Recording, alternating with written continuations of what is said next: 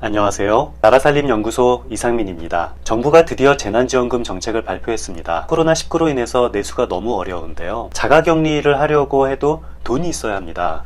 그래서 당장 먹고 살 돈이 없는 사람은 자가격리조차 하기도 어려운 격이죠. 그래서 재난지원금을 어떻게 줘야 될지에 대해서는 굉장히 말이 많았는데요. 정부가 오늘 발표한 재난지원금 정책을 보니까 가구 대상입니다. 그러니까 개인 대상이 아니라 가구 단위로 돈을 지급하는 거고요. 1인 가구 같은 경우는 40만원, 그리고 4인 가구 같은 경우는 100만원, 이런 식으로 돈을 주는 것이 오늘 정부가 발표한 재난지원금입니다. 정부가 재난지원금 발표하기 전에 굉장히 많은 논란이 있었는데요.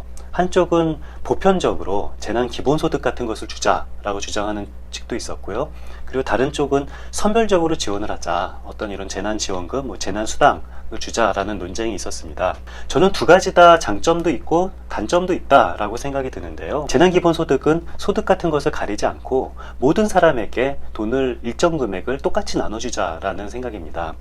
그런데 이 재난기본소득도 물론 문제가 있습니다. 단점이 있습니다. 재정이 굉장히 많은 재정이 드는데, 그런데 이것이 소비 증진 효과가 약간 좀 미지수입니다. 왜냐면은 중산층이나 어떤 상류층 같은 경우는 돈을 받아도 쓰지 않고 그냥 저축을 하는 경우가 많아서 그런 건데요.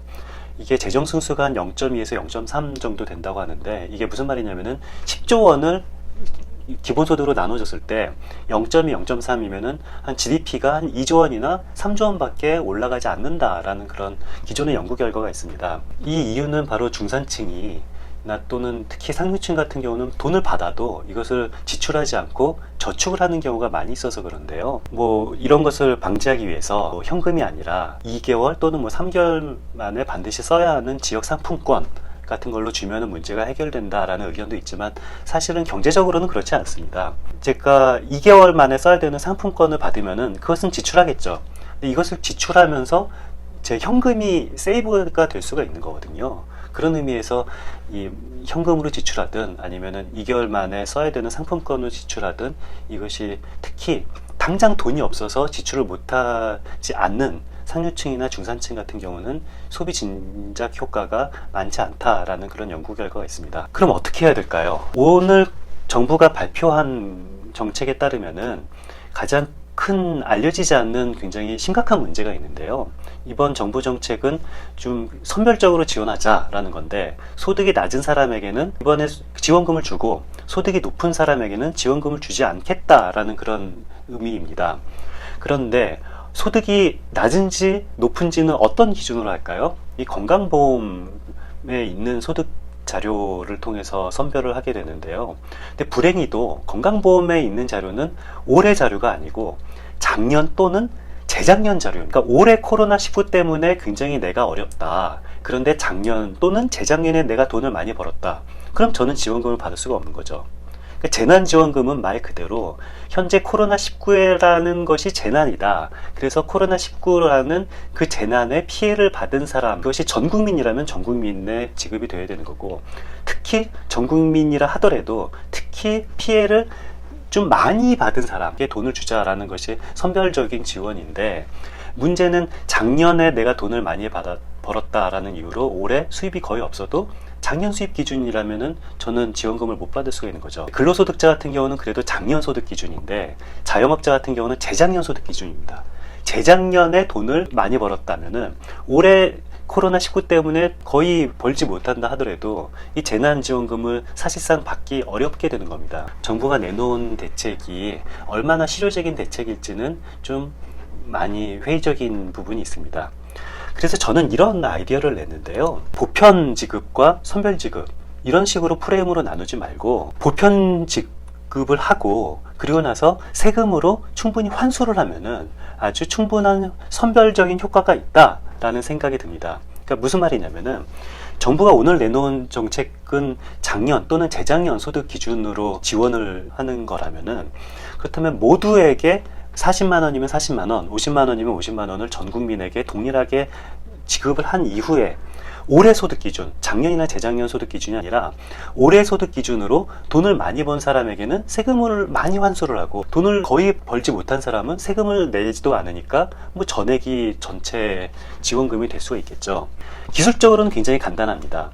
우리가 모든 세금 신고하는 사람들이 기본적으로 받는 기본 공제가 있습니다. 기본 공제라는 것은 뭐 1인당 공제 기준으로 따지면 150만 원씩 공제를 하는 건데, 이게 150만 원 공제를 한다라는 의미가 뭐냐면, 내가 150만 원 공제를 받는다 하더라도 내가 면세점 이하 40% 이하는 어차피 세금을 내지도 않으니까 그 기본 공제 혜택을 받지도 않습니다. 소득이 굉장히 많은 사람, 예를 들어서 뭐 5억 원이 넘는다, 연봉이 5억 원이 넘는다, 그러면은 이게 세율이 42% 정도 되거든요. 그러면은 63만 원 정도의 세금을 깎아주는 겁니다. 그러니까 기본 공제라는 제도가, 현재 우리나라 소득세법에 존재하는 기본 공제라는 제도가 소득 하위 40%에게는 세금을 1원도 깎아주지 못하고, 그리고 소득이 많으면 많을수록 세금을 많이 깎아주고, 소득이 5억 원이 넘으면은 세금을 63만 원이나 깎아주는 제도가 바로 현재 기본 공제라는 제도거든요. 그렇다면은 기본 공제를 없애고 기본 소득을 주는 것은 어떨까? 그러니까 기본 공제는 소득 하위 0원, 그리고 소득 상위 63만 원의 세금 혜택을 주는 것이 기본 공제라면, 기본 소득은 소득이 많건 적건 누구에게나 50만 원을 똑같이 지급하자라는. 그렇다면은 소득이 5억 원이 넘는 사람 같은 경우는 과거에 63만 원 세금 혜택을 보다가 이제는 63만 원 세금 혜택을 못 보고 50만 원만 지급을 받으니까 내년에 세금으로 한 13만 원 정도는 더 내야 되는 거죠. 그리고 대신 소득 하위 40% 같은 경우는 지금도 세금 혜택이 0원이기 때문에 40만 원이나 50만 원 정도의 기본 소득을 받으면은 그 금액이 전체 지원금이 되는 그런 아이디어를 발표를 한 바가 있습니다. 그래서 보편 지급이 좋냐, 선별 지급이 좋냐, 이런 프레임에 우리는 가둬서 생각할 필요가 없습니다. 그러니까 똑같이 선별적으로 정책을 운영할 수가 있는데요. 선별적으로 지급하는 것이 편리한지, 아니면 선별적으로 환수하는 것이 편리한지, 우리는 이런 생각을 하는 것이 더 좋겠습니다. 물론 선별적으로 지급하는 것보다 선별적으로 환수하는 것이 더 편리합니다. 또 이런 식으로 보는 건 어떨까요? 18년 또는 19년 소득 기준으로 선별 지급하는 것이 좋은지, 아니면 20년 소득 기준으로 선별적으로 세금을 환수하는 것이 좋은지, 이런 생각을 하면 어떤 정책이 더 좋을까요? 정부가 적극적으로 재정을 쓴다라는 것은 뭐 저는 긍정적으로 평가합니다만, 뭐 이런 코로나 사태에서 정부 재정조차 활용하지 않으면은 굉장히 심각한 상황이죠. 그런데 정부가 돈을 쓰더라도 제대로 써야 되는 거 맞습니다. 18년에 돈을 조금 번 사람이 올해 코로나 지원금을 받고, 18년에 돈을 많이 벌었다라는 이유로 올해 코로나 지원금을 받지 못하는 정책은 문제가 있어 보이는데요. 지금 현재는 정부안입니다. 정부안이 실제로 이것이 통과가 되려면 국회에서 많은 논의가 되어야 될 것 같은데요. 조금 더 많은 국민적 합의가 국회를 통해서 좀 뜨겁게 논의됐으면 좋겠습니다. 이상입니다. 감사합니다.